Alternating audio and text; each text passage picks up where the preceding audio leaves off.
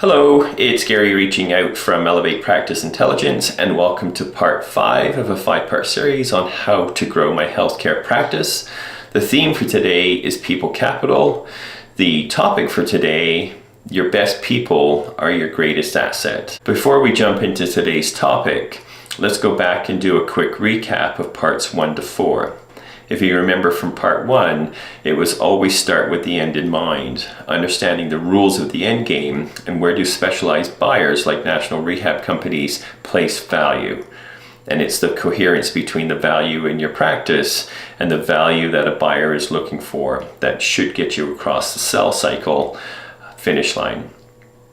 Part 2, we spoke about always put your competitive advantage first, and I've always believed that your greatest competitive advantage your business can have is your leadership, and it's the coherence between understanding how you play, your right to win, and your capacity for change.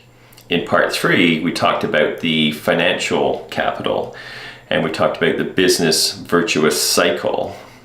Understanding the coherence between your competitive advantage, creating a world-class client experience, and being able to extract at least, or at a minimum, 20% EBITDA. We also spoke about 4 boxes. The first 3 boxes, which were non-discretionary spend that were required to keep the doors open, the lights on, and your practice functioning. Box 4 is typically where 20 to 25% of a clinic's expenses land in this box, and this box has no impact on enhancement of the client experience. This is just wasted expenses. In part 4, we spoke about organizational capital and high-performing teams, and understanding that organizational capital is the identity and personality of your brand. It is not about the employees or your team members specifically. This is about the relationships and the socializations and the interactions that happen between or among team members to create a culture, to create a chemistry, to create a way of working that is not specifically tied to the individual team member themselves. Which leads us to part 5, which is all about the human capital and how your best people are your greatest asset. As an owner, you hire people to increase the value of your practice. This is easier said than done. Over the last 3 months, 7 out of every 10 business owners I've spoken to have commented on how they've given away the value of their practice by overspending on the labor required to keep clinicians and administrative team members in their clinic. If you remember a typical formula, that manpower for your clinic should stay under 60% in order to give your clinic the best opportunity at hitting a 20+% EBITDA. In the clinic owners that I alluded to earlier, their practices are now at 70, 72, 75% manpower. As a business owner, there are many different ways to play. Let's explore the top 3. One is performance driven, where everything that you are doing day to day is driving maximum profit into the organization. This is increasing your shareholder value. This is increasing your viability of your business to stay alive. There is a time and place for this performance-driven approach, and it is typically when the owner is facing challenges with SEBA loan repayments, or they may not be able to meet payroll needs. There is a 3 to 6 month window where driving performance is a true and tested way to increase the viability and keep the doors open in your practice. The second way to play is people, and people straight up. You are just all about people development and maximizing the experience that a team member has in your practice. The third way to play is to blend the performance with people in order to have a performance and people driven way to play. In this model, this is where you utilize empowerment and challenging as 2 ways to drive team member accountability for results. This is where you want your best people to embrace the accountability, their desire to be measured, their desire to be improved, their desire to have a plan for both professional and personal development.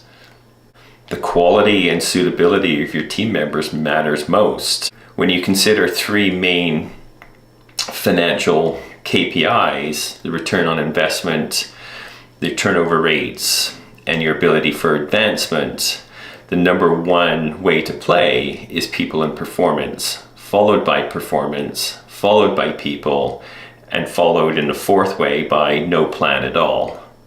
So people and performance all day, every day. Every team member should understand what they get paid to do. And what they get paid to do gives them personal value, but also provides value to the business. And a good team member will understand the synergies between having both in play. Considerations for a team member scorecard from a clinician perspective: many different ways to get at performance that drive the results that you need to have a sustainable business. Number one, the Net Promoter Score, 90% or higher on 9 out of 10 scores from your clients. Your drop-off rates, your no-show cancellation rates, your friends and family referral rates as a total percentage of your referrals in your practice, and 3 visits or less, under 10% for any private or EHB paying patient. So let's go back and revisit the topic for today. Your best people are your greatest asset, and I couldn't agree more. And in an organization or practice, typically 20% of the total of your team members are the ones that are driving 80% of their value. Pay them accordingly, pay them well, and they will continue to generate an amazing competitive advantage, which creates a world-class client experience, which allows your viability of your clinic to go on at 20% plus EBITDA. So that concludes part 5 of a 5-part series on how to grow my healthcare practice. Thank you for joining. So stay tuned.